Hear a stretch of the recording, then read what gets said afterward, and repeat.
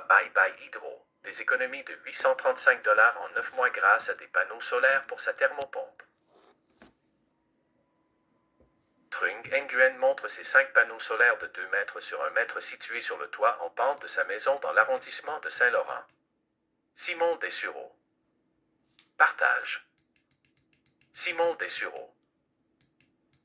Vendredi 8 septembre 2023, 19 h.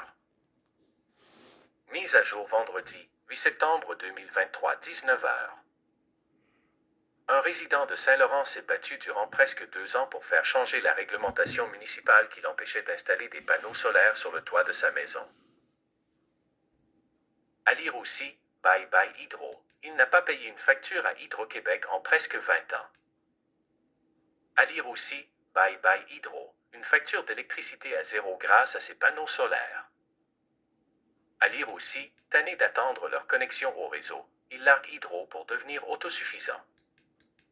Trung Nguyen, ingénieur électrique de profession, enregistre maintenant des économies intéressantes avec la puissance de 2000 watts de ses 5 panneaux solaires, 400 watts chacun, qui alimentent sa thermopompe. Ce projet, dont il a commencé à faire les plans en 2020, alors qu'il avait un système de chauffage à l'huile avant d'acquérir une thermopompe, devait cependant être accepté par l'administration municipale. Le règlement municipal de Saint-Laurent permettait l'installation de panneaux solaires sur les toits plats depuis 2015, mais M. Nguyen a un toit en pente. La ville lui a donc refusé un permis au départ. Le fédéral nous donne une subvention pour les panneaux solaires, mais le municipal interdit de l'installer, a-t-il dit à la ville, alors qu'il commençait son combat avec cet argument. Écoutez le segment économique d'Yves Daoust via QUB Radio. Économie rapide. Trung Nguyen a investi 8 000 $ dans son projet. La thermopompe et l'installation lui ont coûté environ 4 000 $, les panneaux solaires 2 000 $ et l'installation des panneaux lui a également coûté 2 000 $. L'ajout des panneaux solaires et de la thermopompe a réduit ma facture d'hydro de 835 $ en 9 mois. Je pense que c'est un retour d'investissement sur 10 ans, détaille M. Nguyen, qui suit ses factures de consommation d'énergie à la lettre, avec des comparatifs de l'année dernière. J'ai juste 9 mois de données, mais je n'ai pas changé mes fenêtres, je n'ai pas changé l'isolation, je n'ai pas changé les portes non plus, argumente-t-il. Taj M. Nguyen a également ajouté une anecdote cocasse, alors qu'il a eu une panne d'électricité, récemment. Je ne m'en suis pas rendu compte parce que la thermopompe fonctionnait, raconte-t-il. Je ne suis pas indépendant d'hydro, mais quand il y a du soleil, je suis un peu indépendant.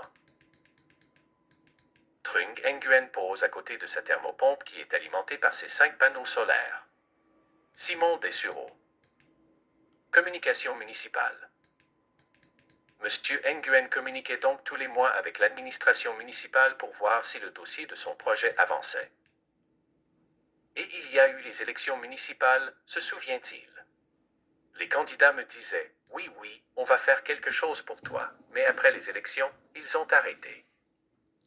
Le règlement municipal a finalement été modifié le 5 avril 2022 pour permettre les panneaux solaires sur les toits en pente. Le règlement de l'arrondissement stipule notamment que l'installation projetée de ce type de matériaux soit effectuée de manière à réduire leur impact visuel depuis la rue tout en favorisant la protection de l'intégralité architecturale du bâtiment et de ses aménagements. Il mentionne également que tout fil électrique relié aux capteurs solaires et autres équipements connexes devrait être dissimulé de manière à minimiser leur visibilité. Ce n'est pas une question d'efficacité énergétique, c'est une question d'esthétisme, pense M. Nguyen, à propos du règlement. Et bon, moi je ne trouve pas ça si laid que ça des panneaux solaires. Une réglementation municipale variable. Existe-t-il un règlement qui régit l'installation de panneaux solaires sur une propriété au Québec? Sous réserve des règlements municipaux, il n'y a pas de réglementation de la Régie du bâtiment du Québec, ARBQ, applicable à l'installation de panneaux solaires sur une propriété, a confirmé Laurent Bérubé, conseiller en communication pour la ARBQ. Source.s d'énergie. 5 panneaux solaires de 400 watts chacun pour alimenter sa thermopompe. Bye Bye Hydro.